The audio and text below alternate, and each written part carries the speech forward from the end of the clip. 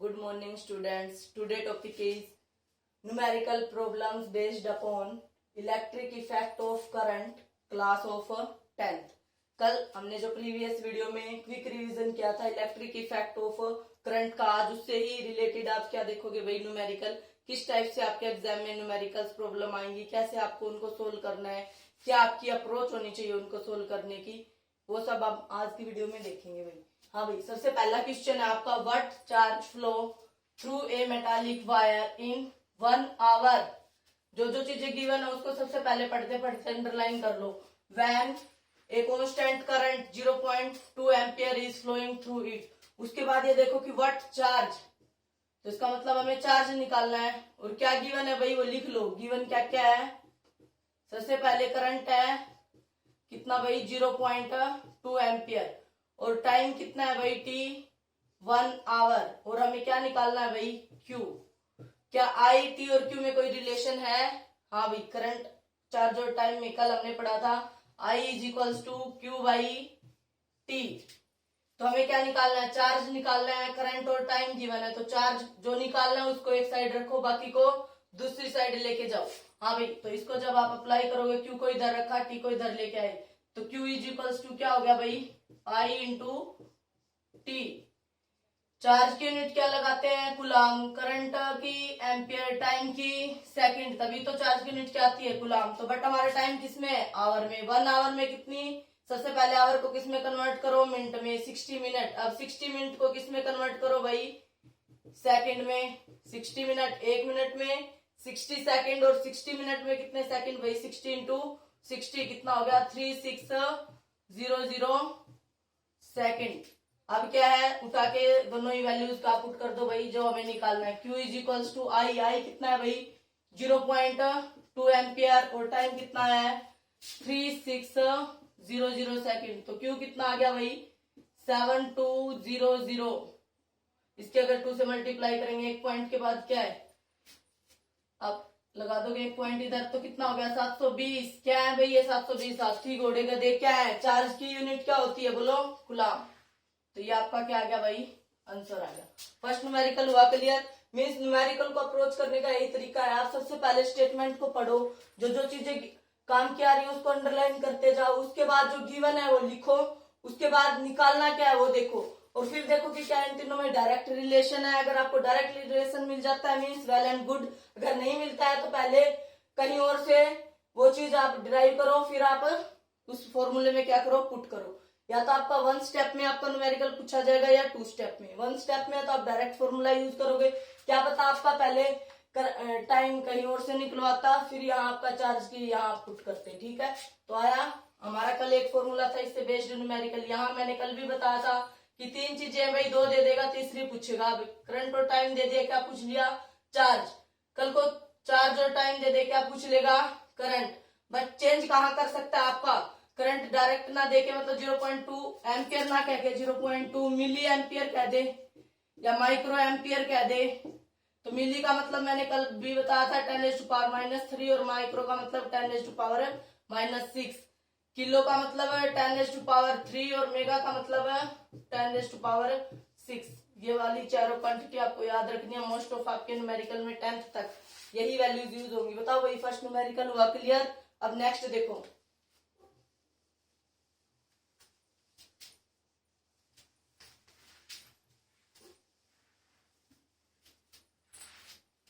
How much work पूछा है आपका, is to be done in moving a charge of 5 coulomb from a point 12 volt to a point of 16 volt. तो किसी एक point से दूसरे पॉइंट पे पोटेंशियल जा रहा है, ए पॉइंट से बी पॉइंट पे मान लीजिए कितना दे रखा भाई 12 वोल्ट, और बी पे कितना दे रखा है 16 volt. Amount of work done क्या बताया था कल, V is equals to amount of work done per unit charge. तो V क्या था आपका, इलेक्ट्रिक पोटेंशियल या पोटेंशियल डिफरेंस। अगर 2 पॉइंट के बीच का अगर अलग अलग पोटेंशियल दे रखे हैं तो V की जगह आप क्या यूज करोगे, पोटेंशियल डिफरेंस, यानी कि V2 माइनस V1 और V1 माइनस V2। वो डिपेंड करेगा कि आपको कल बताई थी पोटेंशियल की डायरेक्शन कहाँ होगी भाई, हायर पोटेंशियल से लोअर पोटेंशियल। तो 6 से कहाँ फ्लो करेगा आपका पोटेंशियल, 12 वोल्ट की तरफ। तो पोटेंशियल डिफरेंस कितना आ गया भाई, V कितना आ गया, V2 माइनस V1, यानी कि 6, बड़े वाले में से छोटे वाला घटा दो भाई डायरेक्ट, कितना आ गया आपका 4 वोल्ट। V की वैल्यू आ गई, और क्या गिवन है भाई, चार्ज Q गिवन है, कितना भाई 5 कूलम। पूछा क्या है, वर्क डन। तो V नो हमें पता है क्या फॉर्मूला होता है, वर्क चार्ज और वॉल्यूम में V is equals to W by Q। तो यहां से W की क्या वैल्यू आ गई भाई, V इंटू Q। V और Q गिवन है तो कर दो वैल्यू पुट।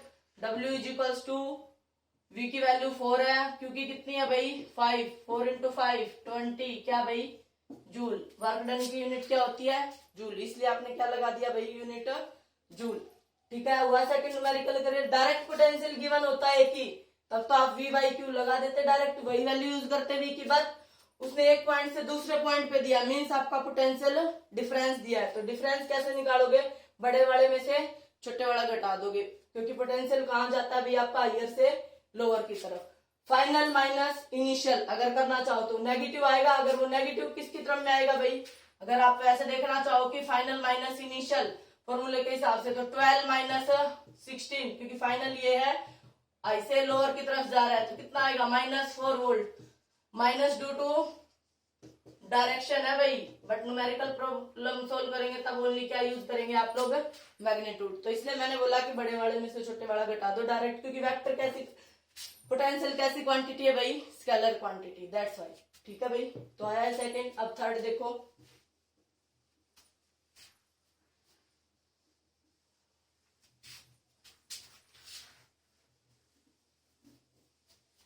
कल हमारा सबसे पहले फॉर्मूला यही आया था, I is equals to Q by T. दूसरा आया था आपका V is equals to W by Q।